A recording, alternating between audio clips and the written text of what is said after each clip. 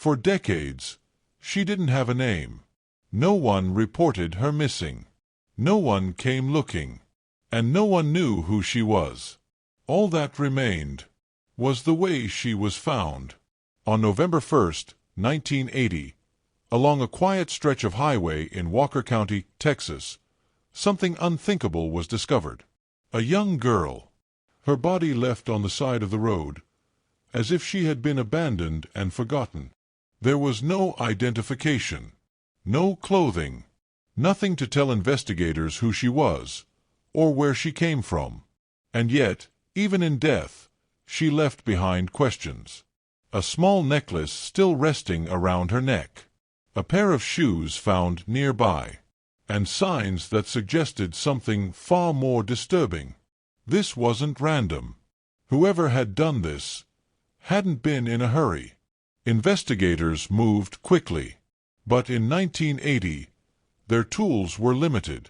They gathered what they could, spoke to locals, followed every possible lead. And then, something unexpected happened. People came forward. Several witnesses claimed they had seen her. At a roadside stop. At a nearby restaurant. Even walking along the highway, possibly hitchhiking. For a moment, it seemed like progress. But that hope didn't last. Because none of the stories matched. Some believed she was traveling. Others thought she had run away. There were even rumors that she was heading to visit someone in a nearby prison.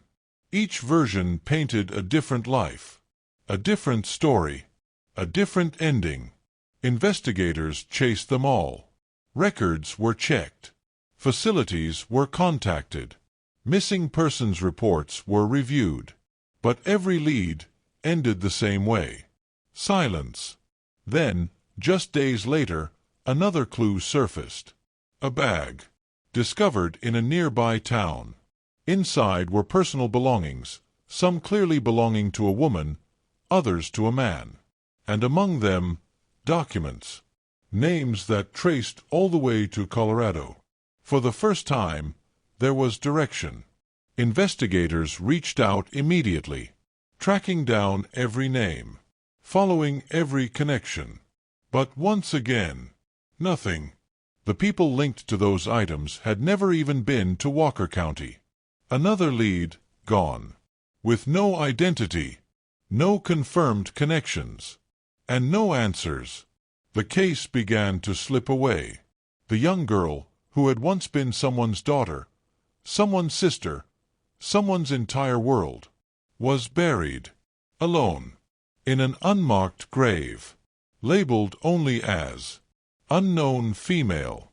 Years passed, then decades, but the question never disappeared.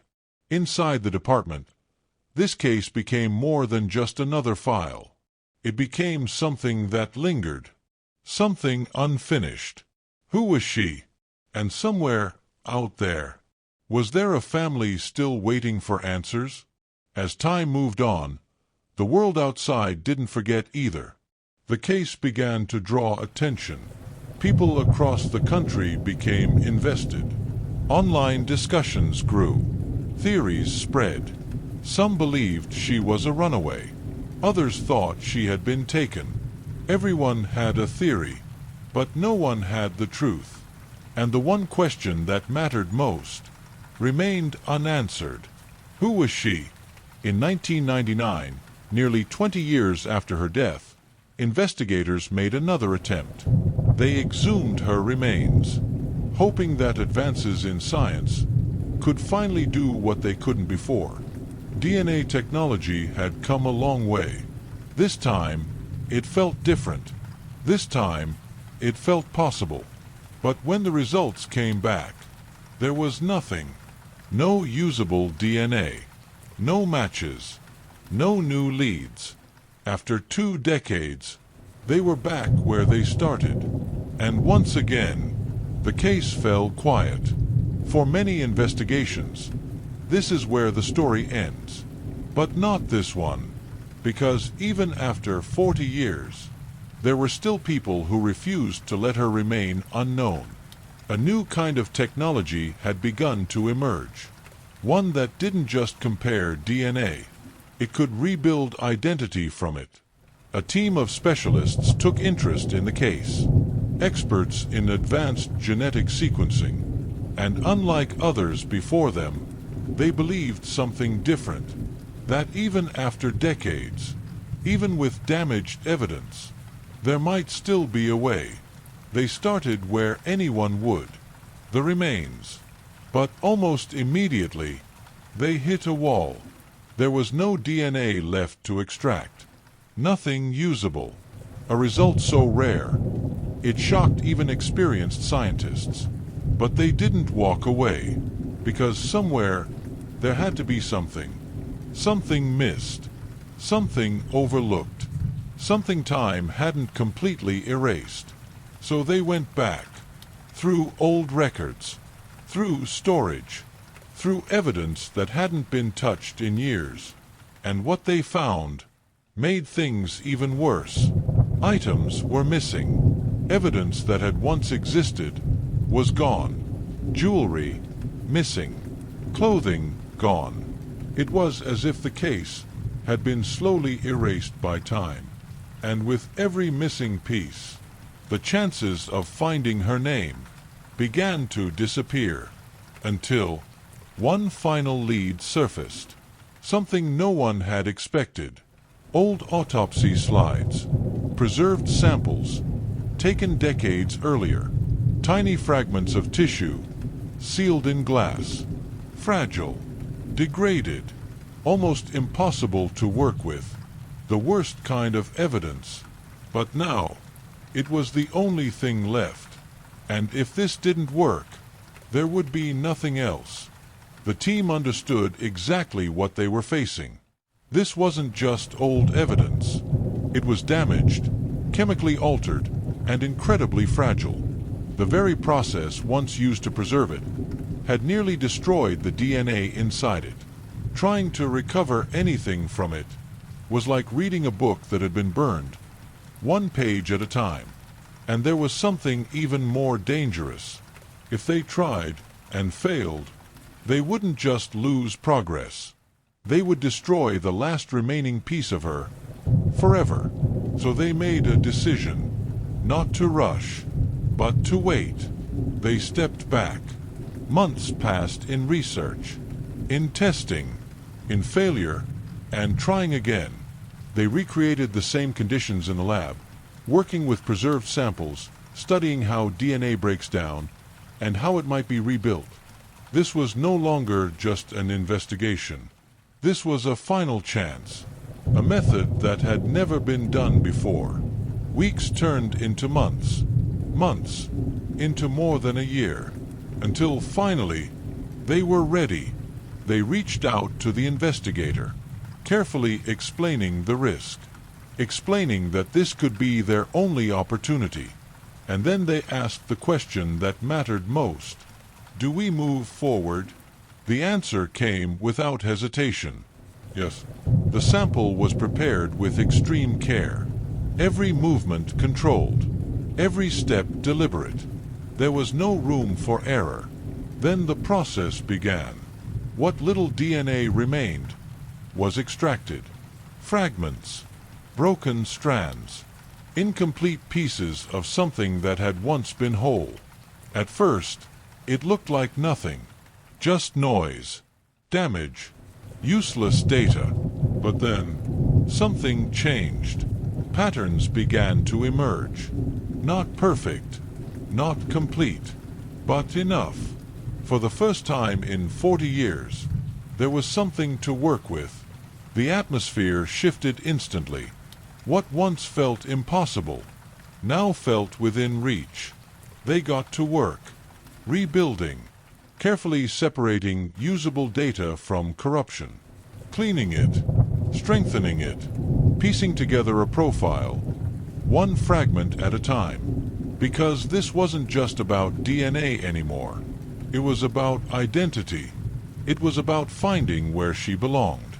Once the profile was strong enough, they took the next step, uploading it into genealogical databases, systems designed to connect distant relatives, people who didn't even know they were connected. And then came the hardest part: waiting. The system scanned thousands of records, searching for shared ancestry, looking for even the smallest link to someone, somewhere.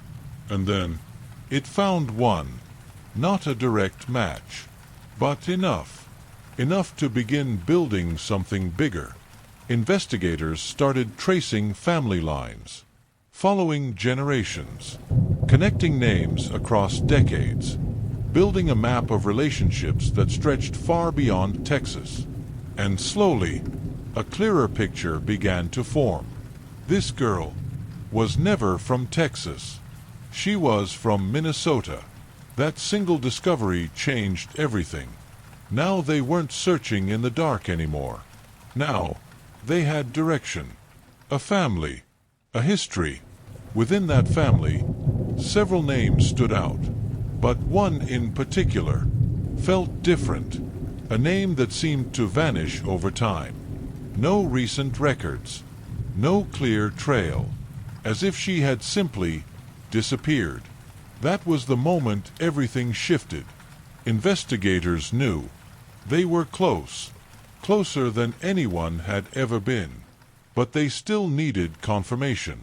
They began reaching out, carefully contacting family members connected to that name, knowing that every call carried weight, that every word mattered. Then came one call. A woman answered.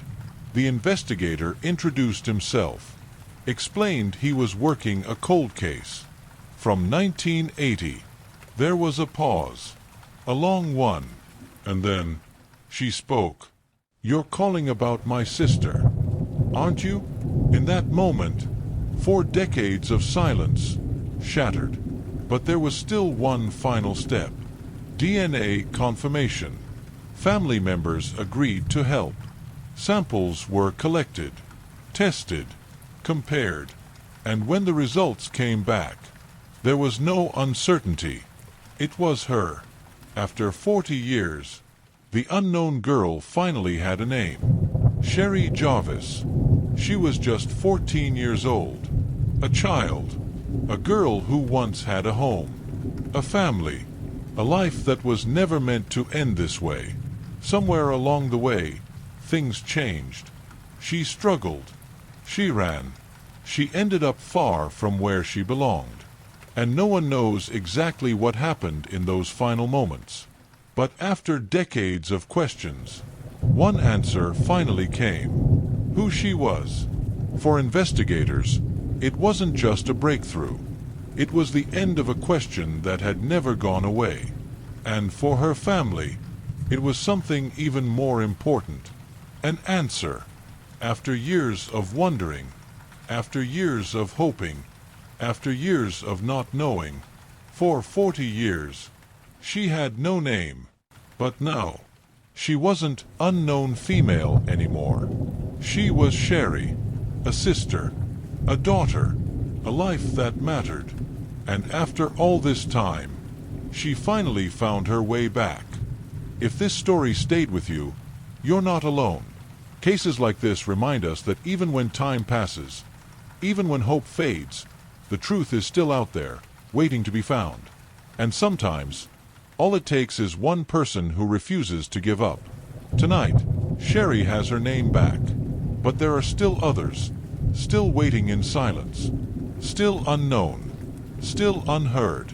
And here, we don't forget them. This is the Dark Casebook, where every story matters, and every voice deserves to be heard. If you believe stories like this should never be forgotten, make sure you're subscribed, because the next case is already waiting.